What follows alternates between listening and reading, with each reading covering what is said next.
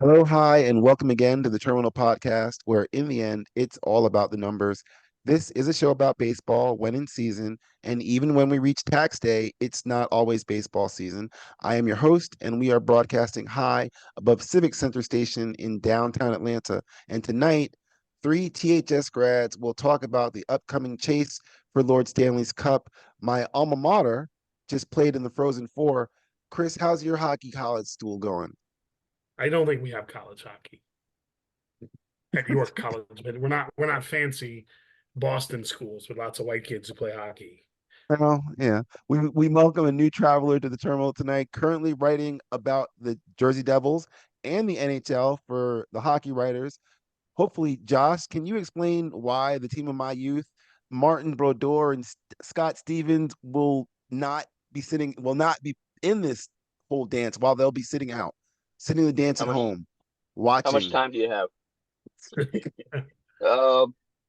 It basically anything that could have gone wrong did go wrong. They had really subpar goaltending after guys that played well last year. They counted on all their top five highest paid guys. Four of them missed at least 2 weeks each, and they never really were able to kind of find their way. And just it's just been a bad year. There's an issue in the locker room. I'm not sure what it is. There's some sort of it's just a bad mix. But the good news is their whole core is still signed for the next 4 or 5 years. So and they're young and they're good. So see what happens. This is you can read and listen to more of great hockey knowledge like that in the hockeywriters.com. Martin, they need a Oh, goaltender. They've needed a goaltender for 5 years. Look, they haven't solved the goaltending since Brodeur left. You know, well, they thought they had a couple and injuries kind of did that in. But this summer they said they're going to get one, so we'll see.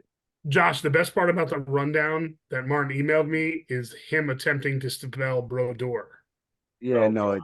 it's been a while because I'm I was gonna say I haven't followed as you guys say I went to a fancy Boston school. I haven't watched hockey since then. So explain to me this whole playoff structure where you're a division champ, but you're going to play a wild card, and it's not as simple as it used to be, is it? No, so like when we were kids, it was 16 teams made it, which was more than half the league at the time. One played eight, two played seven, and so on. Now Yeah, the way it works is there's four divisions, and they don't have like the cool Canadian names like they used to, where it was like Campbell and Wales and all, it's like Atlantic and Norris division, all Metropolitan. those things. Yeah, now it's boring. But so now the four division winners, what they do is the top three teams from each division make the playoffs, and then each conference has two wild card teams. So the two division winners each play one of the wild cards, and then second place plays third of the division plays third place, and then the winners face off in the next round. I'm It's letting you say that. and you've had players. I think Crosby was the one who was real vocal about it, saying that they want to go back to 1 through 8. That they don't think Yeah, this is the fairest way to do it.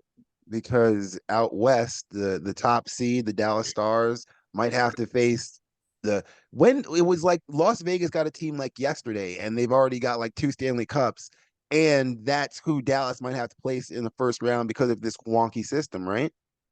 I think it took them 6 years to get their first cup. But they played in the Stanley Yeah, Cup Finals in their first their or second their year. first year, yeah, and Yeah. that really revolutionized the way expansion teams are looked at. And if you look at the other sports, they've kind of done it this way, where they've instead of and like when we were kids, you start us expansion team, you're gonna be bad for 5 years, which is stupid because these guys are paying all this money to get in the league. You have a brand new fan base, and then you're gonna suck forever. They figured out like, okay, we'll give these teams advantages and then let them, be better. And based on that, Seattle's been good and Vegas has been good. You'll be happy, Marty, in a couple of years when you get Atlanta Thrashers 2.0, and I they'll let them be know, good too. I know where It's that coming. arena will be, and anybody who wants to go all the way out in the middle of nowhere to watch Atlanta hockey, feel free. You're talking about expansion teams at one point because Carolina and Florida weren't part of the Great Eight that started this whole thing. Why do experts think that they'll go to the finals instead of the Rangers, who are going to finish with the most regulation wins in franchise history? Is that right, Chris? Close, if not, yeah. If they I mean, the, win, the biggest issue with the Rangers has always been 5-on-5 play. They have as good a power play as anybody in the league. This year they've been better. The biggest difference for them this year has been the coaching. They have a coach who actually has a structure. And Laviolette has got guys who are just offensive guys to buy in and play defense. And Artemi Panarin's having maybe the best season of any Ranger ever offensively. And That's that's and saying a that's lot. it is. And you have they resurrected Jonathan Quick, who was an afterthought for the last 3-4 years. He carried them while Shesterkin found his game. Now they're both playing well, so they're a good team. They're solid. They're not super deep though. Like if they were to have an injury or something were to happen, or someone got cold, they're not super deep. But they have pros with Barkley Goudreau is a guy who's won cups. You have Kreider and Mika and Panarin, and I think Trocheck is the key to that team. Once they got Trocheck, it really turned it around, and he's like a perfect Laviolette player. I mean, they're short though. They got Roslovic at the deadline, who's been good for them, and Wenberg's been a good fill-in where Hedel was. Now, if Philip Hedel comes back, then and he's apparently started skating and showed up in yeah, practice. Filipino comes back, you could put him at right wing with with Panarin and Kreider, Trocheck. or no, they Yeah, were saying with Kreider and Zibanejad even. right. You could do that too, and whatever you want, because he's a great center, but he can also play wing, and he's big and fast, and he would help them a lot. Last year when the Devils beat him because the Devils crushed him at 5-on-5, and that Hmm. the Rangers have been better at 5-on-5 this year. And that's really, I think, what the difference is for them. You All look at a right. team Well, like Carolina, like they just loaded up at the deadline. They're Yeah, they're probably they may be the most talented team in the league right who'd they get? now. Gensel and They got Gensel, but I mean Gensel's potentially a 40 goal scorer. Svechnikov is healthy now. Seth yeah. Jarvis is playing out of his mind, and they have probably the best defense. They get the most points from their defensemen of any team in the league. Do they Um, really? I did not yeah, realize that. yeah, because you got Burns, Well, let Dmitry me just see Orlov, here. Brady I'm just Shea, looking at their Pesci, their Jacob team. Yeah, Slavin. Yeah, I mean Shea 47, Burns 40, Slavin 37, Orlov 26. Yeah, that's good. and you all look right. at like the Devils, with when Dougie Hamilton went down, it killed them because they don't get any points from their defense. Luke Hughes is their leading guy with 45. I don't think there's anybody else in the 20s. And then and Carolina is very well coached. They have a structure. They play to Mhm. that structure.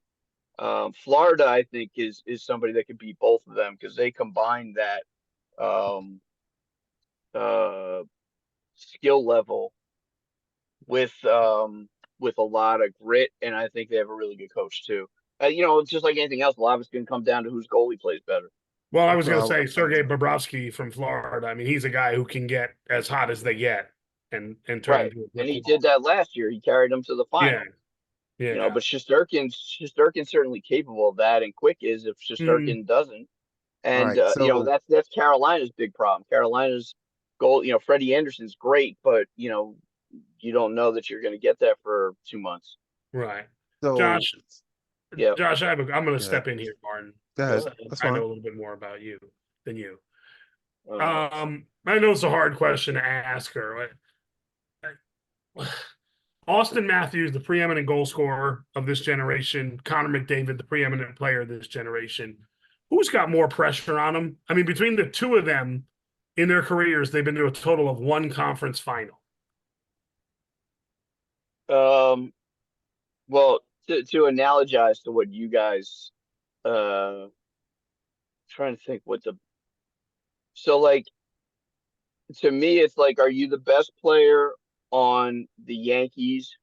Are you Aaron Judge, or are you, you know, I don't know what a good analogy for Edmonton is, but it's, Edmonton's won in the past. They haven't won in 40 years.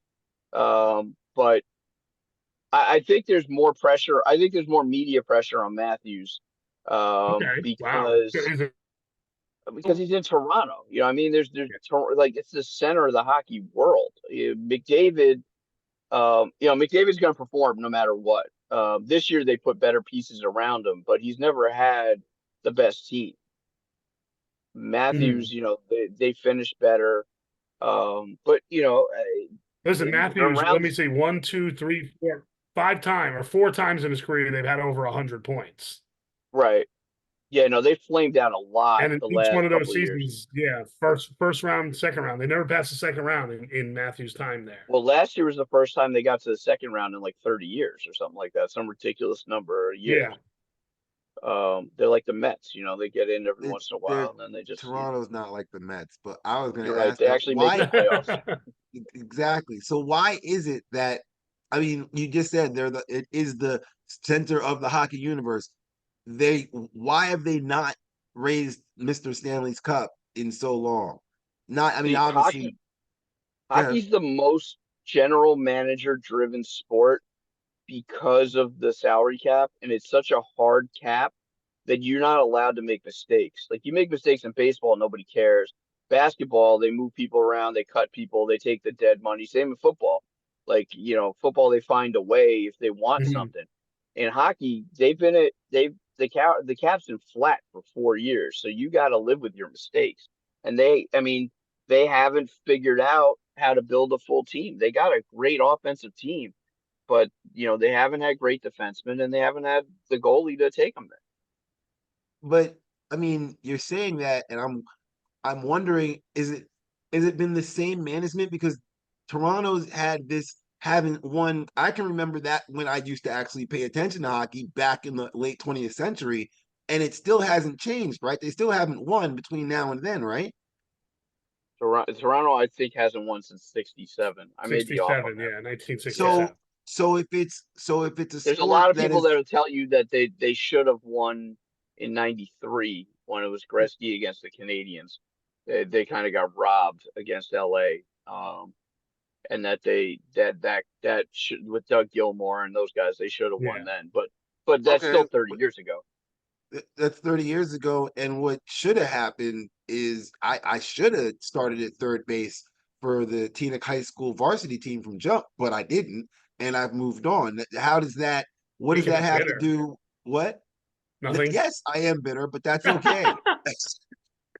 But Look, well, I mean, Hey, look listen, if at they would have put Uncle Rico in the game, they would have won the state title. Okay. but yeah, but that's true but too. Marty, like, look at the Mets, right? I mean, I'm it's not been talking what. about the Mets. I'm talking about No, Toronto. but If no, you're seriously saying though. But it's look at the Mets. It's been 38 years, right? They've tried every approach you could think of. We're gonna go with young pitchers. We're gonna go with veterans. We're gonna sign all the free agents. We're gonna sign no okay, free agents. They've but done everything, and but it hasn't worked. they've also reached the World Series twice. Toronto's Okay. last went to the Stanley Cup Finals when. 1967. So if you said this is a sport which is based on the general management, how have they messed up the general management in the front office at the center of the hockey universe for that long? Is the question. I don't know, how did the Cubs not win for 150 years, or the Red Sox? I mean, it's the way sports is, right? It's But not no, Yeah, always it a but does. meritocracy. You make a great point. I'm just looking again at the Maple Leafs, and is it really after the strike in '04 that the salary cap and all that came in, and they went 1, 2, 3, 4, 5, 6, 7, 8, 9, 10 out of the next 11 years they didn't make the playoffs, so they had a Right. long hard time adjusting, and they've adjusted a little bit now. I mean, part of that was being terrible and being able to draft But Austin Matthews. also part of it is they know, like, if you're Connor McDavid, you know what you're going to have to deal with if you go there. And unlike baseball or other sports, they can't outspend people. So like if Um, you know if the I don't know, pick a big free agent, right? If they had a choice to go, like, are you going to put up with all the nonsense in Toronto when you can make the same money in Carolina, and still Same have a exact. chance to win? but And you're then living in and you can Carolina. walk up and, but no, you go to Carolina, you go to Raleigh. These guys can walk through the mall and nobody knows who they are. Yeah, fair Versus you go to point. Toronto, you can't go to a Tim Hortons without there being a tweet about it. Whoa, whoa, So whoa, whoa, whoa, whoa! Everybody can go to a Tim Hortons anytime they want. there's two on the Parkway now. I Um, know. but but There's one that's the across point the though. It's like street. there's no inherent advantage for them, and it's more pressure to go there. So it takes a special kind of guy to say, you know what, I'll take the pressure and I'll try to win there. Versus, All right. why am I going to Well, deal with that? I'm not making any money, any I'll extra. transition with. I just read an article in the Athletic that said that uh the star defenseman for the Terriers who just went to the Frozen Four is Terriers, going to Terriers. Yep. Toronto. Like they just signed, like he was already drafted by them, and he's apparently gonna fly with the team. Are they playing? Are they playing the Panthers? Are they going to be playing Carolina soon or something like that? But basically, they're flying them up for that So to what help Nicholas the happens? team in Nicholas Toronto. Mattinen. So Is yeah, that what a happens? big BU defenseman? Yeah. I don't think I Okay, don't good. think Yeah. it. So what happens is these guys, when they're done with college hockey, they have a choice to, go back or to sign, and they have to sign within a certain number of years, or you lose their rights. So this I time of believe he year, as signed soon as his. Yeah. yeah, so this time of year when the season's over, what happens is you have guys, teams signing their guys to what are called ELCs, entry level contracts. So your first contract in the NHL is a 3-year contract. So and you can slide it an extra year if you don't play 9 NHL games in that first year. So what teams are doing now is they'll sign these guys. They have 2 or 3 games left. They'll see if they want to put them in, or what they'll do is they'll ship them down to the minors, let them play in the minor league playoffs and get experience that way. So, there's a million guys got signed in the last couple of days once the college season was over. Yeah, I want to All say right. the Rangers, Josh, did that with Kreider and VC. I think they played a few games at the end of the season when they got Well, and last year, I mean, the last year, as soon as the Frozen Four was over, the Devils signed Luke Hughes. They brought right. him in. That's right. He played He the last sat game. He played the last, yeah, I think he played the last 2 games, sat out the first round against the Rangers, and then they used him a little bit against Carolina. Yeah. And that's not atypical for how it goes. Quickly, Well, Josh, as we're wrapping up the season, the big three awards: Hart, Vesna, Norris. Um, Give me Quinn Hughes for the Norris, Yep, Hellebuck for the he's so good. The Vezina, Vezina. yeah, American.